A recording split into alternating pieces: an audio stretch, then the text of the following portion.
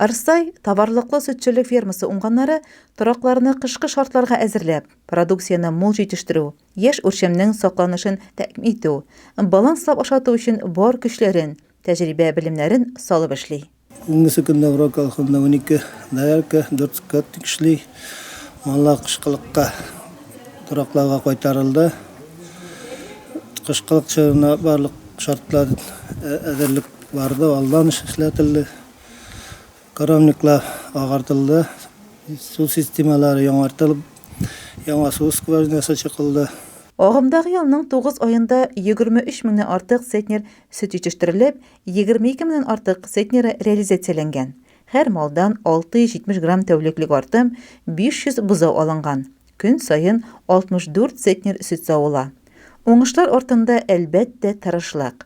Территориядәге тәртип, тораклардагы терлекчеләргә, малларга булдырылган уңай шартлар, кыскасы, продукция җитештерүне арттыруга юнәлдерелгән оештыру эшләре үзе үк шул хакта сөйли иде. Маллар заманча җиһазланган торакларда үстерелә. Агымдагы елда 50 баш исәбеннән 3 төркем таналар бәйләнгән. Яшь таналарны савымга өйрәтү хуҗалыкның иң алдынгы савымчыларына йөкләтелгән. Мин үземнең эшемне яратып эшләйм. Алай алдыңнан төшкәнем юк. Аллага шөкер. Мин быел шул 50 тана өйрәттем әле. Яшь таналар өйрәттем. Әле булай 70 сыер савым әле. Җәмгыятьтә тырышып эшләүчеләргә хезмәт хакына өстәмәләр, дәртләндерү чаралары да каралган. Моңа ирешү һәр эшченең эшкә карашыннан тора. 2006 елдан бeri сыер савым инде шушы Орал колхозында.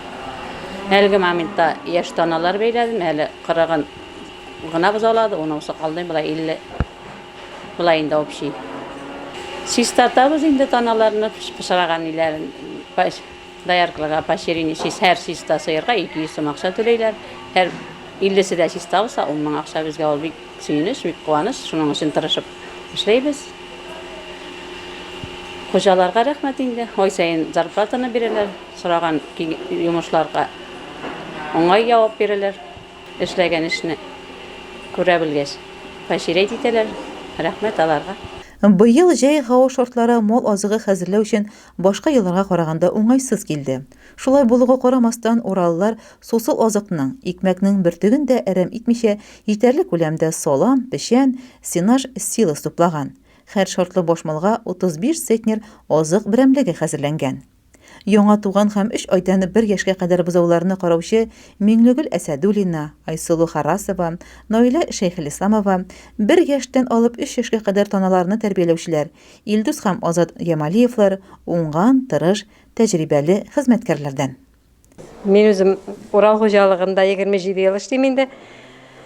Шуның 5-6 елында сыер саудым да, аннан шушы бәлки бозаулар карайм инде, Радилмида.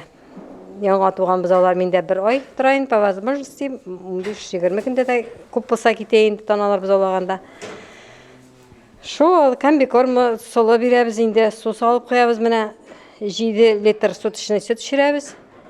Әйе, тырыш хезмәткәрләр тир түккәндә, тармак әлбәттә үсеш алуын дәвам итәр. Киләчәктә дә җәмгыять уңганнары сынатмас, һәр эшне тиешле дәрәҗәдә оештырыр дип ышанасы килә.